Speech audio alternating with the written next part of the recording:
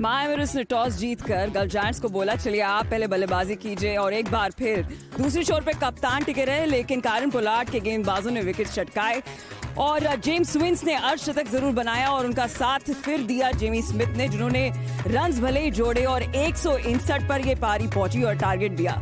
जब माया Emirates chess करने आया तो कहानी कुछ वैसी ही थी, जहां पे कुशल परेरा एक छोर पे टिके रहे, कायरन पोलार्ड ने खूब सारे रन्स जोड़े, लेकिन ये पारी खत्म नहीं हो पाई यहाँ पे माया एमिरेट्स की और उन्होंने ये मैच जो है 5 रनों से हार गए। यहाँ पे एक बार फिर एक बड़ी जीत हुई है गल्फ जायंट्स की और 2 पॉइंट्स जो है इस प्लेऑफ के दौड़ में उन्होंने जोड़ ली और 10 अंकों के साथ अब दूसरे स्थान पर पहुंच चुके हैं उस प्लेऑफ की रेस में। हेलो एंड वेलकम, ये है क्रिकेट सफारी और एक कहावत है, revenge is a dish best served cold. अब ठंड तो बढ़ गई दुबई में, लेकिन रिवेंज यहाँ पे ले लिया गल्फ जायंट्स ने, वो पहली हार का। मेरे साथ है Ajay Jadeja, the batting coach. Hello and good evening. साथ ही साथ Wasim Akram and Nikhil Chopra. Good evening gentleman. Good evening.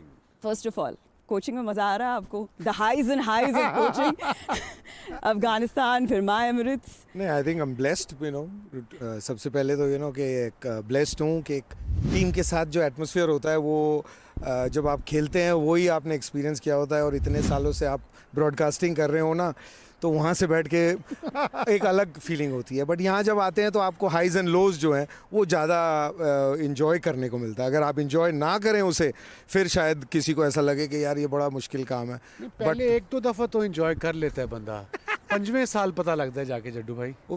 अभी तो 5 महीने नहीं हुए पाया। नहीं, आई am blessed. I think blessed हूँ कि ग्राउंड में मौका है, आपकी सोच है। और मेरे को सबसे ज़्यादा जो मज़ेदार चीज़ है कि जो आजकल के लड़के हैं जिस तरह से खेलते हैं, ये जो खेल क्रिकेट का चलता है, आई थिंक मैं रोज़ सीखता हूँ। मैं उनको भी यही कहता हूँ कि भैया मेरे पास, मुझे नहीं लगता कि मैं आपको कोच कर रहा हूँ, आप मुझे सिखा रहे हैं, तो मैं तो सीख रहा हूँ। क्या बात। मैं आपको बता दूं कि आज आपकी बहुत चर्चा हो रही थी कमेंट्री बॉक्स जी, कमेंट्री बॉक्स में, और वसीम जो है वो आपकी कुछ स्टोरीज हमें सुना रहे थे। आपको पूछना चाहिए क्या बोल रहे थे। मैं यही बता रहा था कि जड्डू से मैं जब आता था, इसने हमारे खिलाफ स्कोर भी काफ़ी किया है, तो मैं लड़कों को कहता था ग्राउंड में इससे दोस्ती ना करना, इसको रिलैक्स होने देना, बाद में जो मर्जी करो। बिकॉज ये आते थे, गप लगाते थे, थोड़ा रिलैक्स हो जाते थे और उसके बाद हमें फड़काते थे। इनका बड़प्पन है, इनको फड़काया कोई सकाया आज तक कोई नहीं फड़का सा है, ये बड़प्पन है उनका। लेकिन हाँ, मेरा मानना यही रहा है हमेशा खेलते हुए कि हर एक का खेलने का तरीका अलग होता है। कई हैं जो सीरियस होते हैं, तो अगर आप देखें तो मैं जो सीरियस लोग हैं उनके इर्द गिर्द नहीं होता बिल्कुल। लेकिन कई खिलाड़ी होते हैं जिनको पसंद होता है बात करना खेलने से पहले, क्या हो रहा है क्या नहीं। तो जिनको पसंद है उनके साथ मैं बातें करता हूँ ताकि मैं भी थोड़ा सा रिलैक्स हो जाऊँ। वैसे आज आप जी सॉरी नहीं, मैं ये पूछ रहा था जैसे आज से 4 प्लेयर गए, उससे कम्बिनेशन में फ़र्क तो पड़ता है टीम की, मेन प्लेयर नहीं बिल्कुल। और जो गए हैं मैंने खासकर पूरन, टिम डेविड, इनकी जो क्वालिटी है उनका कोई मुकाबला नहीं है मुझे लगता है दुनिया में भी। लेकिन कायरन पोलार्ड ने आगे मतलब रोल तो नहीं है, लेकिन अपना जो उनका अंदाज़ है वो पूरा किया। और अच्छी चीज़ ये रही कि उनके जाने के बावजूद भी जो बाकियों ने हाथ खड़ा किया, आखिर में हम ज़रूर पीछे रह गए हैं, 5 रन से कहें या 1 रन से हार होती है, मैं मानता हूँ। लेकिन जो हार नहीं माननी चाहिए वो नहीं हुआ आज। मेरे को सबसे ज़्यादा खुशी जिस चीज़ की हुई है कि हार नहीं मानी उन्होंने। अब आप बोल क्या रहे थे उन्हें, क्या एडवाइस क्या दे रहे थे आप? मैं क्या एडवाइस दूंगा, ये इतने सीनियर खिलाड़ी हैं, बातें करते हैं क्रिकेट की। अब जब आप उधर हैं, आप एक टीम में खेलने से पहले बड़ी बातें होती हैं, तो आप हर सिनारियो की बातें सोच रहे होते हैं कि यार ये होगा तो कैसे करेंगे, क्या होगा क्या नहीं। तो वहीं पे जब बात गए तो उनसे बल्कि ज़्यादा आप पूछते हैं, मेरा ये मानना है उनसे पूछना पड़ता है, क्योंकि जो खिलाड़ी खेल रहा है अंदर उसे अंदाज़ा है कि विकेट पे क्या हो रहा है ज़्यादा, वो उसकी क्या फीलिंग है। 2 पार्टनर खेल रहे थे उस वक्त, क्योंकि जब वो 2 पार्टनर खेल रहे हैं वो अगर सिंक में हो और उनकी बिलीफ हो कि वो यहाँ से हम इस रास्ते से निकल के जाएंगे, तो ज़्यादातर तो मैं पूछ ही रहा था, मैं क्या एडवाइस दूंगा किसी को। अच्छा भैया, वो एक मोमेंट था, सॉरी भाई, कि जब ओडियंस में तो पोलार्ड क्रीज पे बने हुए थे, कि यही बात कि 2-3 हिट वहाँ पे लग जाती पोलार्ड की, मुकाबला चेंज हो जाता। ओडिन स्मिथ जो सबसे बड़ी बाउंड्री है वो टारगेट कर रहे थे, क्या ये बोला गया था कि अगर आपको बॉल मिले तो आप अपने आप को बैक कीजिए? नहीं, मेरा सिस्टम ये है कि मैं बोलता नहीं कि कैसे खेलना है, क्योंकि मैं शायद एक तरह की शॉट मारता था, वसीम भाई खेल रहे हैं तो वो अलग शॉट मारेंगे अलग गेंद पे। सबसे ज़रूरी ये है कि खिलाड़ी को ये समझना कि उसकी क्या गेम है, वो किसको टारगेट कर सकता है। यहाँ मैं कहूँगा कि आई थिंक जो गल्फ जायंट्स हैं उनको मुबारकबाद भी दूंगा, और ये कहूँगा कि अगर आप देखें जब मैच शुरू हुआ होगा और आप लोग भी जब ऊपर बैठे होंगे, सबने कहा मायावती। नहीं वो तो छोड़ो, आपने ये भी बातें करी होंगी कि यार स्पिन बड़ी तंग करेगी, इन दोनों स्पिनरों ने बड़ा अच्छा किया है। तो उन्होंने जिस तरह से खेल को, क्योंकि दाद भी देनी चाहिए, कभी सामने वाला आपको मात दे के जाता है, तो आई थिंक मुझे लगा कि उन्होंने एक अच्छी मात दी हमको। नहीं, चांसेस थे जब 5 में 60 चाहिए था, मगर आखिरी जो आई थिंक जो 2 ओवर क्रिस जॉर्डन ने किए और ओवरटन ने 1 ओवर किया, उन्होंने प्लान के मुताबिक और आगे किए यॉर्कर, और फिर मिडॉन भी और मिडॉफ भी पोलार्ड के लिए सीधी रखी। बिल्कुल, क्योंकि इतने सालों से जब आप खेलते हैं तो दूसरी टीम को भी अंदाज़ा हो जाता है। कई मतलब अभी जैसे अब यहाँ आया हूँ तो मुझे समझ आती है। मैं भी जब ऊपर था तो ये सोचता था यार ये प्लान इतना करते होंगे या ये प्लान करना चाहिए। प्लान में एक चीज़ है करना, लेकिन जो खिलाड़ी है जो खेल रहा है उसका क्या प्लान है वो बड़ा इंपॉर्टेंट होता है। तो अगर एक हिट लगी होती हमारी, एक हिट और लगी होती, तो मेरे से पूछें तो मैं तो ये मानता हूँ कि अगर पोलार्ड और जिसका आपने जिक्र किया ओडिन स्मिथ खेलते, अगर वो आखिर तक खेल जाते तो वो 2 बॉल जो आउट हुए ना, वो 2 बॉल ही कम कर लो, वो अपने आप कवर हो जाती। तो और वो सेट खिलाड़ी थे, तो शायद हम इसके पास पहले भी पहुंच सकते थे। वो दिन है आज जिस दिन हमको एक्सेप्ट करना होगा कि आज हम बीटन है, उन्होंने हमको हराया है, चाहे गेंदबाजी से हो, बल्लेबाजी से हो, फील्डिंग में हो। रन आउट जिस टीम में हो जाए वहाँ फिर मुश्किल हो जाती है। तो आज का दिन हमारा अच्छा नहीं रहा, लेकिन पॉजिटिव ये है कि अच्छा ना होने के बावजूद हम फिर भी इतना करीब आए। और सबसे बड़ी बात खेल में एक ही चीज़ है, आप हार ना माने, और वो खिलाड़ियों ने करके दिखाया, जिससे मेरा जो काम है मैं मानता हूँ मैं खुश हूँ। मोर इम्पोर्टेंटली आप लोग प्लेऑफ्स में क्वालिफाई कर चुके हैं, तो आप जी नहीं, मैं ये बोली थी कि आपकी अगर कोचिंग की बात करें तो अफगानिस्तान ने इतना अच्छा किया वर्ल्ड कप में, यहाँ पे जो है माय एमिरेट्स पहली टीम होगी क्वालिफाई करने की। मेरी कोचिंग नहीं, मैं मानता हूँ कोचिंग तो सबने करी हुई है कभी ना कभी। कोचिंग जैसे होता है कि टीचर भी हमारे थे स्कूल में, मैं भी उसी क्लास में पढ़ा, और मेरे जो क्लासमेट थे जो आज IIT पास करके इंजीनियर बने, तो जो भी कोच होता है, टीचर होता है, वो ही करता है जो उसे सही लगता है। लेकिन दिन होता है, और ख़ासकर खेल में मैं मानता हूँ कि आप अगर हार ना माने ना, वो अगर आप सिखा सकें तो वो सबसे बड़ी बात है। कैसे शॉट मारनी है, कैसे नहीं मारनी है, अगर कोई सिखा पाता तो हमारे सबके बच्चे ना टेस्ट प्लेयर होते। लेकिन कितना डिफरेंस है अजय, मोइन बोल सकता है, मेरा है। बिल्कुल जी। With technology coming in, coaching style में कितना डिफरेंस हुआ है आपके ज़माने और अब? बहुत फ़र्क पड़ गया, बहुत ज़मीन आसमान का फ़र्क है यार। आई थिंक हमारे ज़माने में हमारा कोच नेट रन करता था बस, ये डेली ही देता था। कोच भी नहीं होते थे, सिर्फ मैनेजर होते थे, सीनियर साथ आया करते थे। उस टाइम कप्तान होते थे, जो लीडर होते हैं वो चलाते थे, सीनियर खिलाड़ी जो आज भी होता है। आज हमारी टीम में अगर आप देखें तो बोल्ट और ब्रावो, आज उनकी चोट लगी हुई है, उनको आप भूल गए, वो भी एक खिलाड़ी हैं जो नहीं खेल रहे। वो एक दूसरे की मदद करते हैं। और जब हम भी खेलते थे ना, जब कोच कोई चीज़ बोलता है ना, आप उतनी जल्दी नहीं मानते, लेकिन आपका सीनियर जब बोलता है ना, तो आप उसको एक्सेप्ट ज़्यादा बेहतरी से करते हैं, क्योंकि आप हमेशा अपना मानते हैं उसको, क्योंकि उसे पता है कि आप किस तकलीफ से जा रहे हैं। कोच का तो आसान है काम, बैठा है, खा रहा है, पी रहा है, सिर्फ बातें करनी है कोच ने, और क्या करना है। अजय भाई, ये मैं जानता हूँ कि आप बहुत बड़े फ़ैन नहीं हैं, जब आप ब्रॉडकास्ट भी कर रहे थे, अब जब आप डगआउट में बैठे, ये मैचअप्स को लेके प्लान होता है? आई थिंक हर टीम अलग तरह से चलती होगी, और मेरा काम तो बल्लेबाजी के साथ ही काम करता हूँ मैं, और बल्लेबाजों के साथ वक्त बिताता हूँ। तो उसमें मैचअप हर 5 बॉलर्स के साथ होता है ना, क्योंकि अगर बल्लेबाज को आप तैयार कर रहे हैं, आप उससे बात कर रहे हैं, तो आपको ये नहीं पता कि आप कब जाएंगे खेलने। आप उम्मीद करते हैं कि ना आए बारी किसी की, लेकिन कभी पहले ओवर में आ गई। और आजकल के फॉर्मेट में तो 1-1 ओवर करते हैं, तो आप अगर 7-8 ओवर खेल के आए ना बल्लेबाजी, तो 7 में से 5 गेंदबाज को। और आजकल एक और चीज़ मैंने देखी, आजकल नहीं पिछले 5, मैं भी 10 साल से कोचिंग कर रहा हूँ, PSL में भी की, IPL में भी की। अब कोई ट्रेंड ये बदला है कि एक बॉलर 1 ओवर करता है और 4 केले खा लेता है। मैं उनको कहा है, मैंने कहा इन्ने केले थे बांदर नहीं खाता जिन्हें तुसी खा रहे हो। ये आप लोग का डिस्कशन। आई अंडरस्टैंड से मैं पता चल गया कल तो केले खिलाने में। नहीं, कम से कम 8 ओवर का स्पेल टेस्ट क्रिकेट में हो, थोड़ी जान निकले तो ठीक है, आप वो पावर क्या कहते हैं, प्रोटीन बार मंगा के खा लें, केले खा लें। यहाँ तो 1 ओवर करते हैं, इशारा करते हैं जिंज करके केला। नहीं, ये साइकोलॉजिकल है, बदल गया है माइंडसेट, जमाना ही बदल गया है, खेल बदल गया है। और जो आजकल मॉडर्न खिलाड़ी हैं, जो उनकी अपब्रिंगिंग है, वो अंडर 15 से जो करते हुए आते हैं, वही यहाँ पे इस लेवल पे आके तो आप हाईएस्ट लेवल की बात कर रहे हैं, यहाँ हो या इंटरनेशनल लेवल पे। तो आज 7-8 साल जिस चीज़ की आदत पड़ जाए, कपिलबाजी होते थे, वो कभी पानी भी नहीं पीते थे प्रैक्टिस में। आज की डेट में आप कोई खिलाड़ी नहीं देखेंगे जिसके हाथ में बोतल ना हो, और आजकल पानी की है, दूसरी नहीं है। ये बता दो। लेकिन अच्छा, आप लोग के अलावा उस ट्रॉफी का सबसे बड़ा दावेदार कौन है आपके अनुसार? देखिए, इस वक्त तो कोई भी टीम पहुंच सकती है, बाकी तो टीमें भी तीन जगहों पे आना है टीमों ने, 5 में से 3। तो फिर नॉकआउट होता है, वो खेल है, वो 2 दिन का खेल है, वो जो जिस दिन जीतेगा वो जीत के ले जाएगा ये ट्रॉफी। तो ये तो कहना इस फॉर्मेट में कि कौन दावेदार है कौन नहीं है, उस दिन पे जो आज हम बेटर टीम थी, आज मैं तो मानता हूँ आज भी बेटर है, लेकिन इस वक्त तो आज का मैच तो हमारा। आप ये बिलीव करते हो कि peeking at the right time से होता है? जी बिल्कुल होता है, क्योंकि रिदम फीलिंग, जैसे ये गल्फ जायंट्स पिछले 3 के 3 मैच, उससे पहले सारे मैच जो टीमें खेली थी यहाँ पे सेक चेस करके जीती थी, इन्होंने तीनों मैच जो यहाँ खेले हैं पहले बैटिंग करके जीते हैं, उसमें भी कॉन्फिडेंस आया होगा इनमें। नहीं, बिल्कुल कॉन्फिडेंस आया होगा, और कोई भी टीम जो नीचे लगी है वो जब वापस आती है तो उनमें बिलीफ आने लग जाती है। और आपसे तो क्या बताना, क्योंकि जब टीम खेलती है ना, जीतती है, जीत का एक अलग मज़ा होता है। जीत में कई चीज़ें होती हैं, कोई कमियां भी होती हैं एक दूसरे में, वो भी छुप जाती हैं, उसको आप कैरी फॉरवर्ड करते हैं। जब हार होती है फिर हर चीज़ में ना आदमी देखना शुरू कर देता है, यार ये कमी है, वो कमी है।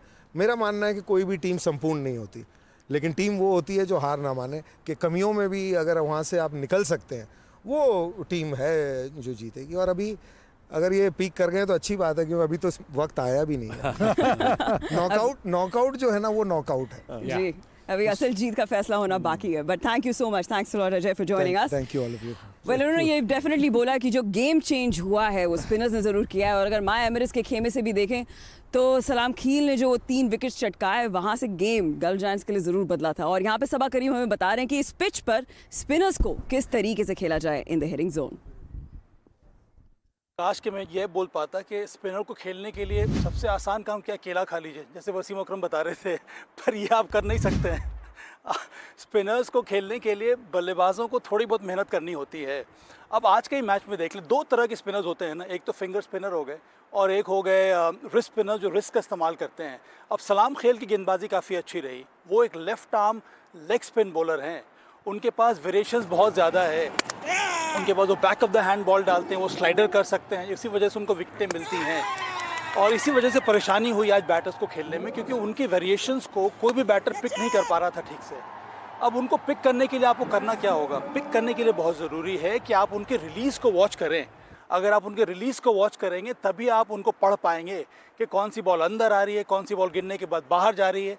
अगर आपने यहाँ से पॉइंट ऑफ रिलीज से उनको पिक नहीं किया, ये बैक ऑफ द हैंड, इसका मतलब वो गूगली है। अगर साइड से बॉल आ रही है, इसका मतलब वो लेग स्पिनर है।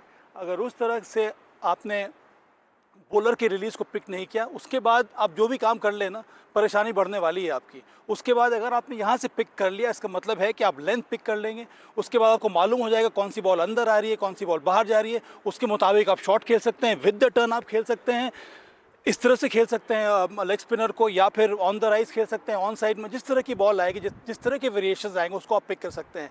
इसके लिए अभ्यास करना बहुत ज़रूरी होता है। मेरा तो बड़ा ही आसान सा फार्मूला था कि इसको पिक करने के लिए अगर आप नेट्स में बैटिंग कर रहे हैं, जैसे ही बॉलर यहाँ से बॉल छोड़े आपको ज़ोर से बोलना होगा लेग स्पिन है कि गुगली है, उसका आप अभ्यास करते रहिए, तभी आपको आसानी होगी। एक बार आप अंदर भी जाएंगे मैच खेलने के लिए। एज अ कीपर मैं तो यही करता था, इसलिए मुझे बॉल को पिक करने में, बॉलर स्पिनर्स के वेरिएशन को पिक करने में ज़्यादा परेशानी हुई नहीं। तो बैटर्स को भी मुझे लगता है कि सबसे सरल उपाय यही है कि आपको नेट्स में जाना है, बैटिंग करनी है स्पिनर्स के सामने, रिस्ट स्पिनर्स के सामने, चाहे वो लेफ्ट आर्म लेग स्पिनर हो गया या फिर मिस्ट्री स्पिनर हो गया या राइट आर्म लेग स्पिनर हो गए। जैसे ही वो बॉल रिलीज़ करे, वहाँ से आपको पिक करना है कि ये बॉल कौन सी अंदर आ रही है, कौन सी बॉल मुझे बाहर जा रही है। उसके मुताबिक आपके फुटवर्क में तेज़ी आ जाएगी। वो जो बेड़ियाँ होती हैं ना पैर में जो लगी रहती हैं, उसको तोड़ने के लिए फुटवर्क की ज़रूरत होती है।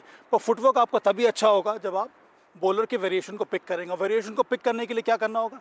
पॉइंट ऑफ रिलीज़ को वॉच कीजिए। सारा जो राज है ना वो यहीं पे छुपा हुआ है। यहाँ से अगर आपने उस राज को पढ़ लिया, उसके बाद आपकी बल्लेबाजी जो है वो आसानी हो जाएगी। थैंक यू सो मच सबा। देखिए गल्फ जायंट्स ये मैच ज़रूर जीते हैं, लेकिन जो टोटल बना था और उनके बल्लेबाजों का क्रम आप देखें तो वहाँ पे सिर्फ कप्तान से ही रन बने और फिर जेमी स्मिथ ने जो है रन्स जोड़े। और जब सलाम खील आए थे गेंदबाजी करने के लिए तब ये चर्चा भी चल रही थी कि बल्लेबाजों को बहुत जो है प्रॉब्लम्स हो रहे हैं उनकी गेंद को रीड करने में। क्या दिक्कत थी? नहीं, सबा ने बड़ी ज़बरदस्त बात बताई है कि एज अ यंग बैट्समैन और एज अ बैट्समैन जब तक आप हाथ से नहीं उसके देखेंगे कि बॉल ऐसे अंदर आ रहा है या वो जो पीछे से करके गुगली जा रहा है या सीधा जो करेगा फ्लिपर आ रहा है, बड़ी अच्छी तरह एक्सप्लेन किया। क्रिस लिन को बिल्कुल समझ नहीं आई। जब समझ नहीं आई तो वो आंखें बंद करके शॉट मार दी। क्रेडिट टू वकार जिस तरीके से उसने बॉलिंग की है। और ये मिस्ट्री स्पिनर्स इस फॉर्मेट में बहुत चलते हैं बिकॉज इवेंचुअली पता लग जाएगा, बट तब तक टूर्नामेंट ख़त्म हो चुका होगा। So yeah I think it was brilliantly explained by Saba किस तरीके से यंगस्टर ने अगर स्पिनर को पढ़ना है तो कैसे पढ़ना है। जी well, thank you so much Nikhil. Your tips on that? देखिए बहुत ज़रूरी है जिस तरीके से अगर आप एक बतौर बल्लेबाज अगर आप किसी भी स्पिनर या किसी भी गेंदबाज को अगर उसके हाथ से जब गेंद निकल रहा है ना, अगर आप उसको नहीं रीड कर पाए तो आप कभी भी टाइम पे अच्छी पोजीशंस में नहीं पहुंच पाएंगे। आज सिमरन हेटमायर भी किस तरीके से क्लीन बोल्ड हुए, उन्होंने हाथ से पड़ा नहीं, वो आगे का गेंद जो है ना वो पीछे चले गए और ऑफ द पिच इतना समय नहीं मिलता। था भी फ्लिपर जी, वो देखना ये पहला इसको ये समझ नहीं पहला। आई। और सिमरन हेटमायर का भी अगर आप गेंद देखेंगे ना, देखिए गिरा कहाँ है, तो इतना समय नहीं है। ये बॉल अगर हाथ से पिक किया होता ना तो वो अच्छी पोजीशन में सामने की तरफ होते। सो वो पिक करना बहुत ज़रूरी है because it puts you in good positions, वो बहुत ज़रूरी है। जी, और एक बार फिर मैं कहूंगी कि यहाँ पे दुबई इंटरनेशनल क्रिकेट स्टेडियम में गेंदबाजों का दिन रहा है। Well, thank you so much Wasim, thanks a lot for joining us on cricket safari. लेकिन यहाँ पे एक छोटा सा ब्रेक, आप कहीं मत जाएगा क्योंकि क्रिकेट सफारी पर अभी चर्चा बाकी है। Welcome back to cricket safari. ये आंकड़े बता रहे हैं इस मैच का हाल, जहां पे सिर्फ 3 बल्लेबाज गल्फ जायंट्स की ओर से डबल डिजिट्स में नजर आए। जेम्स विंस जो कि कप्तान है, उनका अर्धशतक बना और स्मिथ ने जो है 43 और 26 वहां पे रन जोड़े। 159 रन यहां पे चेस कर रहे थे माय एमिरेट। सलाम खील की ओर से 3 विकेट जरूर आए। कुशल पेरेरा ने 34 बनाए। एक पार्टनरशिप बनी पोलार्ड और स्मिथ के बीच 51 रन्स की। लेकिन एक बार फिर एक allround bowling effort Gulf Giants की ओर से दिखा। और हिटिंग जोन से अब क्रिकेट सफारी पे आ चुके हैं Saba Karim. Hello and good evening. Thank you. Well, हम बॉलिंग एफर्ट की बात कर रहे थे, आपने वहाँ पे स्पिनर्स की बात की, लेकिन आप गल्फ जायंट्स को देखें। ये मुझे करना है, यार बॉल क्या कर रहे थे इसलिए ये मत पूछ लेना कि बॉलिंग कैसे करते हैं। नहीं, वो तो आपने हमको वहाँ पे बहुत अच्छी तरीके से सिखा दिया। उसके लिए बैटिंग जी, लेकिन फिर भी बॉलर्स की अब बात करें गल्फ जायंट्स, क्या उसकी वो उनकी सबसे बड़ी ताकत बनती जा रही है? बिकॉज आप पिछले मैच में भी देखें 126 को डिफेंड किया और आज एक बार फिर एक लो ही टोटल बॉलिंग आप T20 में उसे डिफेंड किया। अब मुझे लगता है कि जेम्स विंस को इस साल थोड़ा समय लगा है ये जानने में कि उनके पास जो बॉलिंग रिसोर्सेज हैं उनको किस तरह से इस्तेमाल किया जाए, और अब वो समय आ रहा है या फिर समय आ गया है जहाँ पर उनको मालूम है कि कौन से बॉलर को कब इस्तेमाल करना है। जिस तरह से उन्होंने अपने 2 स्पिनर्स, यंग स्पिनर्स का इस्तेमाल किया, उनका फ़ायदा मिला है। क्रिस जॉर्डन जिस तरह से उन्होंने गेंदबाजी की, विशेष करके अंतिम के ओवर्स में, पिछली बार निखिल क्रिस जॉर्डन से ही बात कर रहे थे कि डेथ ओवर में क्या करना चाहिए। उन्होंने बहुत अच्छी बात बताई कि डेथ ओवर में बॉलिंग करने के लिए एक यॉर्कर लेंथ नहीं होती है, क्योंकि बैटर जो है वो अपने क्रीज में अलग अलग जगह से खड़े होकर मारने की कोशिश करता है। तो आपके पास कम से कम इतनी एक्यूरेसी होनी चाहिए कि जिस तरह से बैटर अपने पोजीशन को चेंज कर रहा है वहाँ से आप बैटर को फॉलो करें और फिर जहाँ पर खड़ा है वो वहाँ पे आप यॉर्कर लेन डालें, जो कि बहुत कठिन होता है बॉलर्स को करना। बहुत कम पेस बॉलर्स कर पाते हैं और ये हम उन्होंने कई बार T20 के मैचेस में देखा है। तो क्रिस जॉर्डन हो गए या जेमी ओवर्टन हो गए, उसके साथ साथ मुजरबानी का जिस तरह से उन्होंने इस्तेमाल किया है, टॉल बॉलर हैं और डेक को हिट करते हैं, अच्छा उनके पास वो स्लोवर डिलीवरी है। तो मुझे लग रहा है कि अब धीरे धीरे करके जेम्स विंस थोड़ा और उनको नियंत्रण आ गया अपने बॉलर्स के ऊपर। जैसा कि मैंने कहा कि 2 स्पिनर्स निखिल, ओयान खान और जुबैर को उन्होंने जिस तरह से इस्तेमाल किया है, और फॉर दैट मैटर इरास्मस अपना पावर प्ले में 4 ओवर 23 रन 1 विकेट वो चुपचाप से निकाल गए। और एक और बड़ी खास बात सवाई, इससे पहले जेमी स्मिथ से जो बतौर सलामी बल्लेबाजी करा रहे थे, 8 मैच में 97 रन, वो नया बॉल नहीं खेल पा रहे थे। कप्तान का विश्वास देखिए कि आप नीचे आके बल्लेबाजी कीजिए, गेंद पुराना हो जाएगा, हमें आपकी स्ट्राइकिंग एबिलिटी में पूरा भरोसा है। और आज वही 41 रन जो है वो बहुमूल्य साबित हुए। जी बिल्कुल। यहाँ पे देखिए सबा ने हमें बताया कि क्रिस जॉर्डन किस तरीके से बता रहे थे कि डेथ ओवर्स में कैसी गेंदबाजी करनी चाहिए। क्यों ना हम उन्हीं से एक बार फिर सुन लें कि क्या है उनकी सलाह।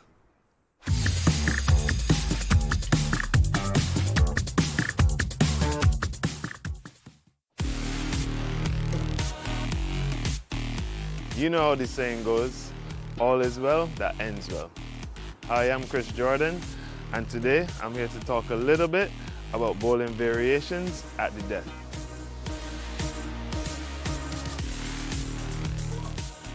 As far as variations are concerned, it's very important as a death bowler to not give too many tells to a batsman first and foremost. So in terms of the wide, slower Yorker, the reason it's so effective in the first place is because the faster Yorker is one of the most difficult balls to hit over the boundary. On the flip side of that, if you have the ability to execute a slow ball Yorker, it can be even more effective because it really slows the batsman's swing down, and if it's right on the popping crease, it's a very tough ball to get under. If you're sequencing a slower Yorker along with a quicker Yorker and you also bowl upwards of 138 to 143, that's where it can be even more effective because the batter getting accustomed to your pace and having the same swing for each delivery, it becomes much more difficult for him.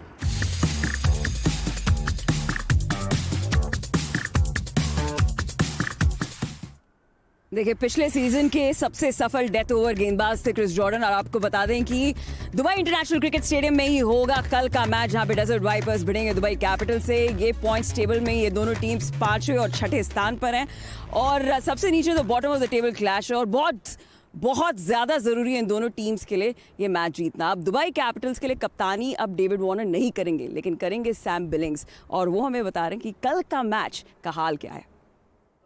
There's no easy teams to play against. I think the standard of the competition shows that. They've got some great additions, some good friends of mine in Phil Salt and Sam Curran who's come in.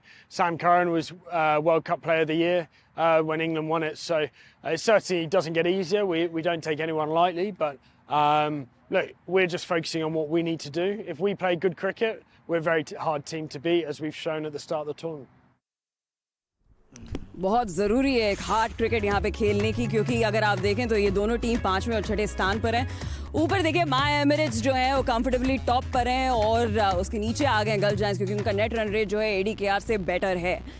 अब यहाँ पे मैं predictions नहीं लूँगी लेकिन मैं ये ज़रूर जानना चाहूँगी कि आपके अनुसार, क्योंकि हमने अजय जडेजा से पूछा कि कौन है सबसे बड़ा दावेदार माय एमिरेट्स के अलावा, आपके अनुसार कौन है? मुझे लगता है गल्फ जायंट डिफेंडिंग चैंपियंस हैं रिदम, इसीलिए उनको मालूम है ये इस बार रास्ता थोड़ा बहुत टफ रहा है पर अब उनको समझ में आ गया है कि आगे क्या करना है। देखिए उनकी गेंदबाजी बहुत मजबूत है, अभी बल्लेबाजी ने पूरा रंग दिखाया नहीं गल्फ जायंट्स। ओके यहाँ पे यूनानिमस वोट है। हमारा शो भी बहुत बड़ा हिट है लेकिन कल एक बार फिर मुलाकात होगी, तब तक के लिए गुड नाइट।